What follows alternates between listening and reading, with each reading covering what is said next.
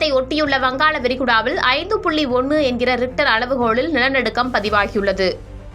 இன்று காலை இந்திய நேரப்படி காலை 6:10 மணிக்கு மேற்கு வங்காளம் மற்றும் பங்களாதேஷ் ஒட்டியுள்ள வங்காள விரிகுடாவில் மிதமான நிலநடுக்கம் ஏற்பட்டது. இந்த நிலநடுக்கம் ரிக்டர் அளவுகோலில் 5.1 பதிவாகியுள்ளது. பூமியின் மேற்பரப்பில் இருந்து 91 கிலோமீட்டர் ஆழத்தில் நிலநடுக்கம் ஏற்பட்டதால் நிலப்பரப்பில் உணரப்படும் அதிர்வு குறைவாக இருந்ததாக தேசிய நிலநடுக்க மையம் தெரிவித்துள்ளது. அதேபோல இந்த நிலநடுக்கத்தின் காரணமாக எந்த உயிர் சேதமும் பொருட்சேதமும் ஏற்படவில்லை என்பதும் தெரிவிக்கப்பட்டுள்ளது. மிதமாக மற்றும் ஆழ்கடலில் ஏற்பட்டதால் சுனாமிக்கான எச்சரிக்கை எதுவும் கொடுக்கப்படவில்லை. வங்காள விரிகுடாவை ஒட்டியுள்ள கடலோர மாவட்டங்களில் உணரப்பட்டதாக தகவலும் வெளியாகியது.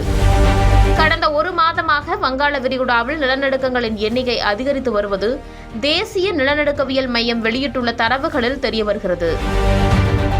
இதற்கு முன்னதாக இமாச்சல பிரதேசத்தின் மண்டி மாவட்டத்தில் கடந்த 2 தினங்களுக்கு முன்னர் நிலநடுக்கம் ஏற்பட்டிருந்தது. ஆனால் அது ரிக்டர் அளவில் 3.7 என பதிவாகியிருந்ததால் பாதிப்புகள் குறைவாக இருந்தது.